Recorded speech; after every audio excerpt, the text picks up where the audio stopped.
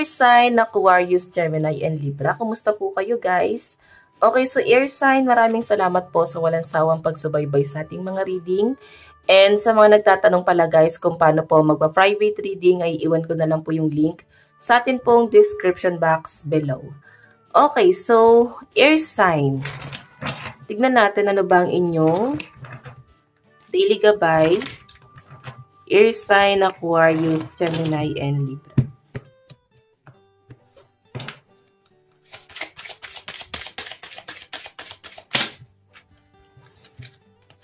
Okay. Tabi ko lang to guys. Para hindi masyadong pangitignan. Air sign, kung makikita mo meron tayong believe in your good luck, go wild, make time for self-love. Napakagaan ng energy ng mga air sign. Alam mo, nandun ka sa point na parang ngayong araw maganda yung daloy ng buhay pag-ibig, no?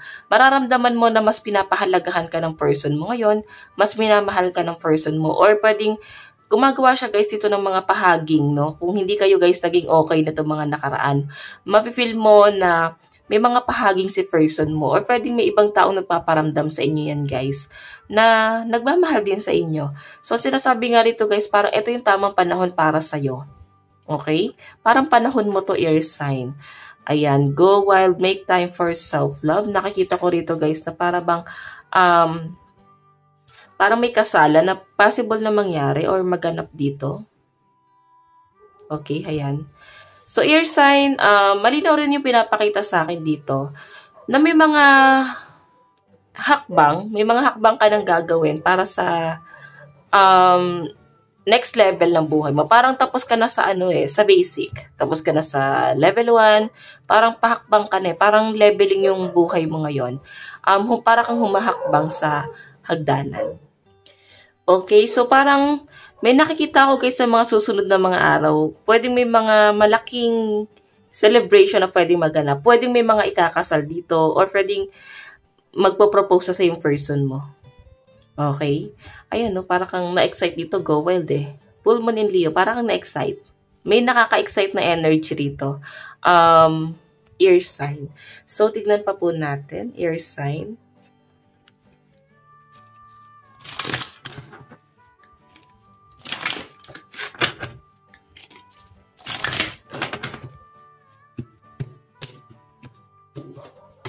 Air sign, Aquarius, Gemini, and Libra.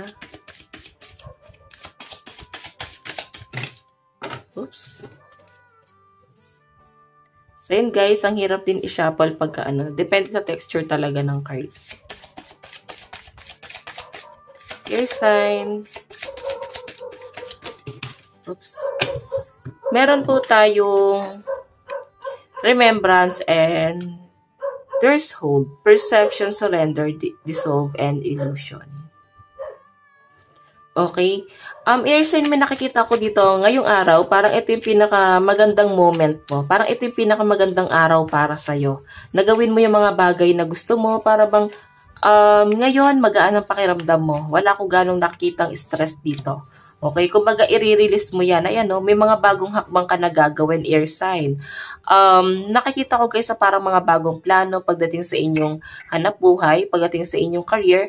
Hindi mo kasi gano'n tinitingnan yung mga stress Hindi mo gano'n tinitingnan yung mga problema, no? Ang tinitingnan mo dito is yung mga resulta ng mga hakbang na ginagawa mo, lalo na pagdating sa inyong hanap buhay. Yun yung nakikita ko mas pinagtutuunan ng pansin ng mga air sign dito. And especially yung inyong loved ones. Pero sa ngayon kasi guys, hindi ko yung parang nafe-feel ko na mas mahal na mahal mo siya. Mas nafe-feel ko na mas mahal na mahal ka ng person mo.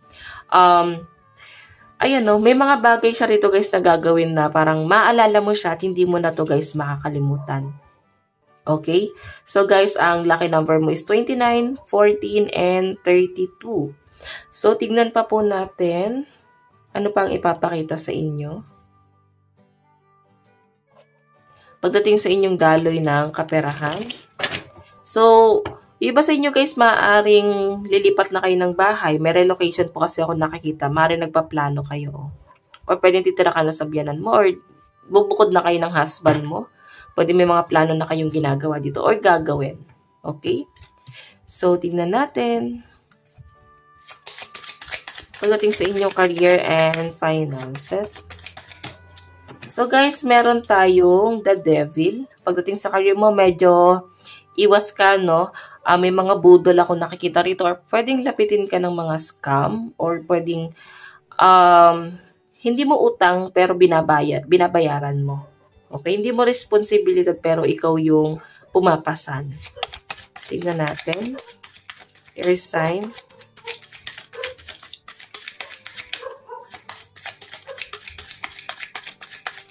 Air sign. So guys, meron tayong 3 of torches.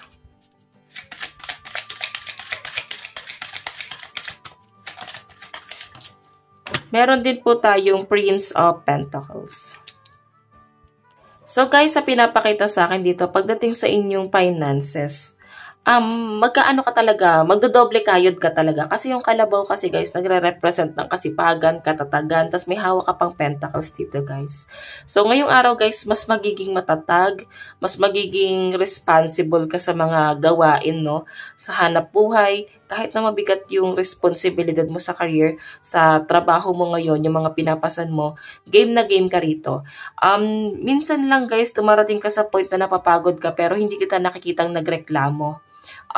Unless parang tinitrigger ka ng mga taong tinutulungan mo, may mga nasasabi pa rin sila guys, nandun pa rin sa point na lahat ginawa mo pero parang feeling mo hindi ka na-appreciate, parang doon mo kina-question yung sarili mo na parang kulang pa ba yung mga ginagawa mong effort, na-appreciate ka ba nila?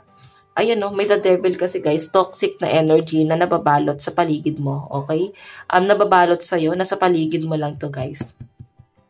Napaka-toxic nitong taong to guys, sa pinapakita sa akin. Kasi laging kontra sa mga desisyon mo, sa mga plano mo, mga hadlang, no? Okay? So, iiwas mo yung sarili mo sa mga ganyang klase ng tao kasi pwedeng ito yung magpipigil pa sa inyo, guys, na makuha mo yung stability na hinahangad mo. Okay, pagdating sa love life mo,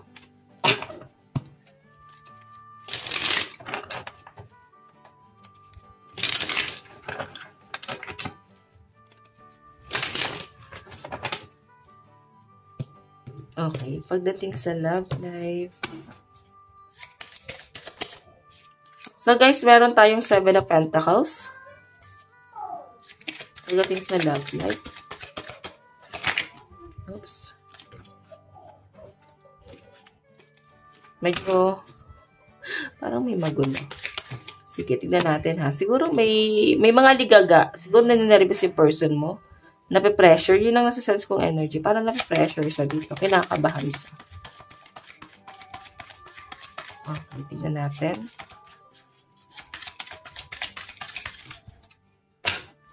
So guys, meron tayong judgment. Yung iba sa inyo guys, nakakita ko na maaaring harap kayo sa altar. Okay, may mga ikakasal or pwedeng magpaplanong magpakasal. May nakikita lang ako dito guys, nung una parang nag-alinlangan, pero siguro gusto mo na rin ng higher commitment. Ang pwede nagiging alinlangan dito guys is yung family. Okay, yung mga humahad lang, pwedeng hindi pa kasi guys, hindi pa sila guys ready. Okay, parang nabibigla pa sila. O baka daw nabibigla pa kayo. Sila naman guys, nabibigla din kasi parang seryoso na ba kayo sa papasukan niya? Parang ganon. Hermit, nakikita ko dito guys na yung iba sa inyo, kung wala pa naman plano magpakasal, pwedeng naiisip na nung iba sa inyo na bumukod na or plano na talaga na mag-asawa, pwedeng napapaisip ka sa relationship mo. Sa mga single naman dito guys na hindi makarelate, ang pwedeng iniisip mo dito, yan o, pina-question mo ngayon yung sarili mo na kailan tayo magkaka-love life.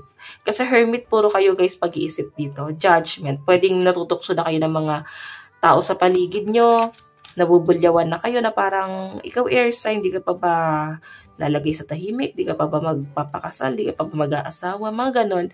So I think pressure kayo sa mga tao sa paligid nyo. Tignan natin ang inyong love advice. Meron tayong wedding. Diba? Kakasabi ko lang guys, talagang may kasalan. Ito rin guys yung lumabas oh. Parang may kasalan talagang magaganap ngayon or pwedeng nagpaplano na kayo magpakasal ng person mo, pwedeng pinag-iipunan nyo na or pwedeng ngayon ay may ikakasal ngayon, as in ngayon or ngayong January may ikakasal. Tingnan natin. Meron po tayong calling in your soulmate. So, I think matagal mong pinagdasal yung taong yan, guys. Dumaan ka sa matinding struggle, lalo na pagdating sa inyong love life.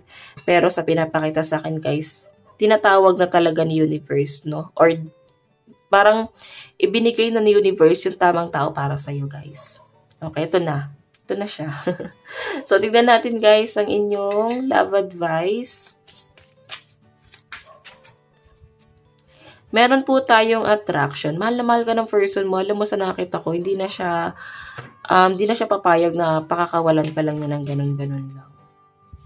Meron po tayong moment, diba? Nagbo-moment kayong dalawa. So, I think yung iba sa inyo napaplano kayong mag-date. Kagaya na sabi ko dito, una pa lang na reading natin, mahal na mahal ka ng person mo.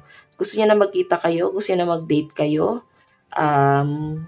May nakikita ko na parang gusto niya na i-enjoy niya, yan, no? Enlightenment. Marami kang itinuro sa taong to, guys. Okay, marami siyang natutunan sa'yo. Okay, marami siyang nabuong memories together, no? Together. What I mean, marami siyang nabuong memories ng kasama ka. Okay, so ear sign, ito lang naman po ang inyong reading. Hanggang sa muli, God bless and love you. Thank you.